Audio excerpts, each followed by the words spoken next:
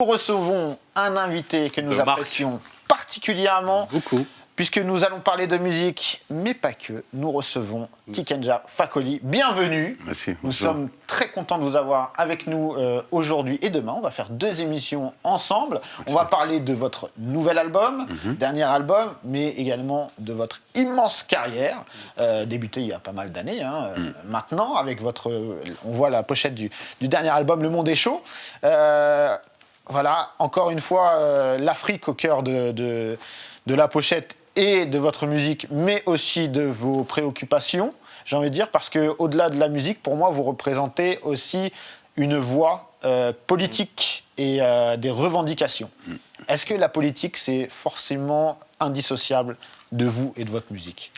Le reggae que je fais, sinon le reggae en général, a toujours rimé avec la politique. On connaît un peu l'histoire de Bob Marley qui a réussi, grâce à un concert, pendant un concert, à réconcilier les deux partis politiques qui mettaient le feu à la Jamaïque. Et puis bon, c'est une musique qui a décidé de prendre la voix, de parler, en tout cas pour les sans-voix. Et les sans-voix, ils sont majoritaires dans le pays, et il se trouve que les politiques ont une stratégie de manipulation de ces sans-voix. Et donc le reggae essaie de prendre la parole un peu pour ces sans-voix-là, d'être un haut-parleur. D'être un haut-parleur pour ces sans-voix.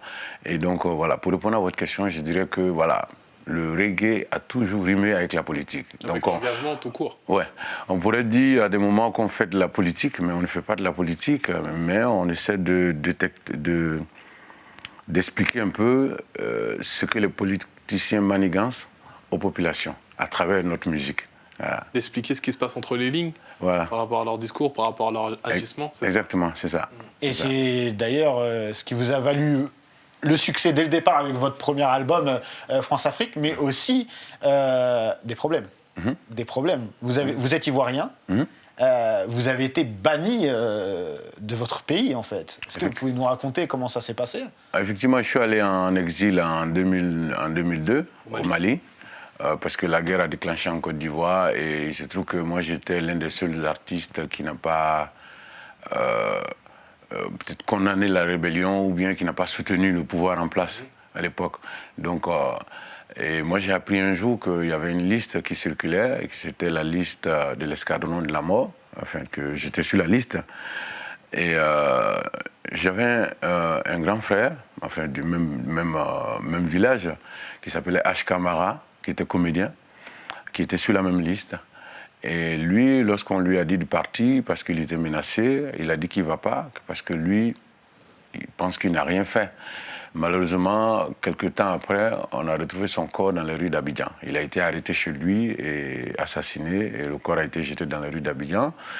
Et voilà, moi je suis parti avant ça.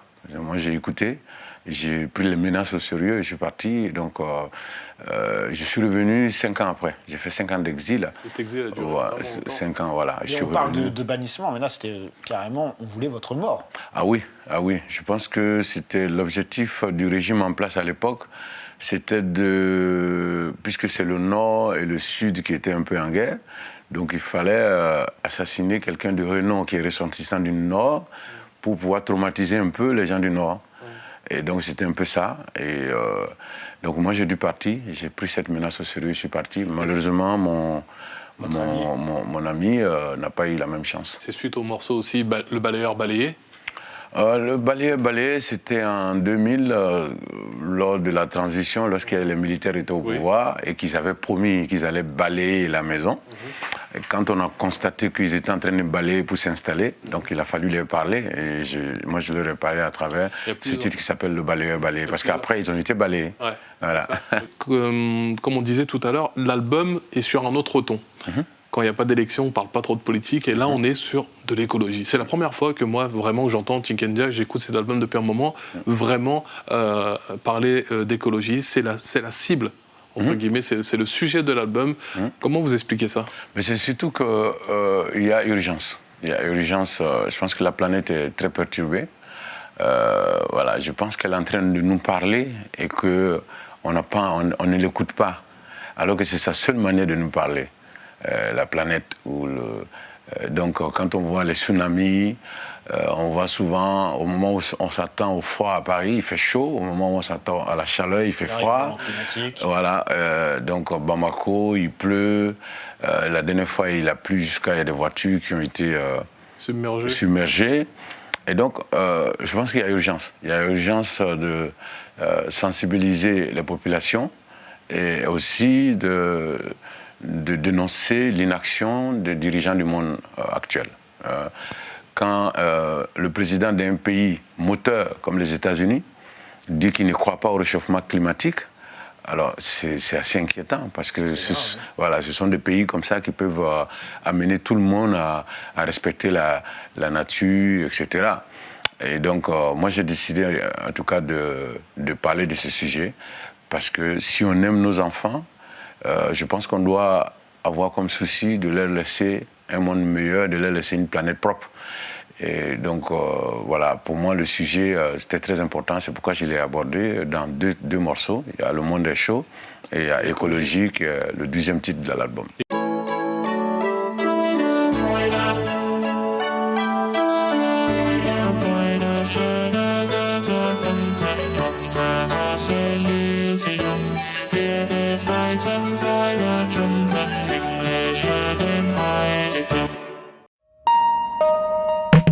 Click Sport, c'est toutes les semaines sur Click TV, c'est votre nouveau rendez-vous où chaque semaine, on vous propose de vous raconter ou de vous faire découvrir une légende du sport. Moi, j'ai plutôt vu ça comme, je sais pas, clic-clac, je sais pas. Et nous voilà en compagnie de notre invité toute la semaine, Kobalade. Bienvenue, c'est ta première télé? Eh bah bienvenue, c'est chez nous, chez Click. Clic-clac. Moi, c'est la première interview que j'ai faite, c'est avec toi. On était avec mon groupe, je me rappelle encore de l'image, on était dans le studio, ils ont mis la lumière rouge, je sais pas pourquoi j'ai cette image-là, je me rappelle. Ouais. T'es le premier à y répondre sur notre chaîne. C'est quoi ta définition d'une clique? C'est un groupe de potes avec qui on restera pas toute la vie. Pourquoi pas toute la vie? Parce que sinon c'est une famille. Je pense qu'on se rencontrera un seul jour. À bientôt, James, et bon courage. Oh, that's incredible. That's sweet. You know, it's just like you, he never talks.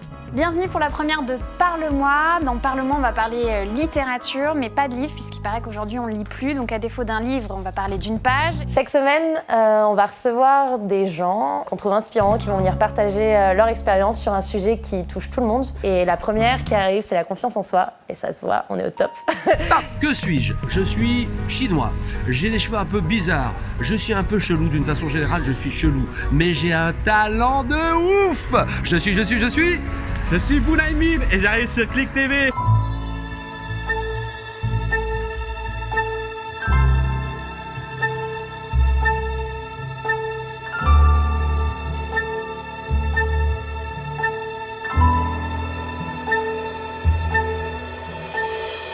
Salut, c'est Cut Killer et chaque semaine je vais vous présenter un album. Et cette semaine, Ready to Die de Notorious B.I.G. J'en fais bien. Mouloud, c'est pour toi. Reportage spécial en direct de la Somalie avec Jérôme Jarre ici.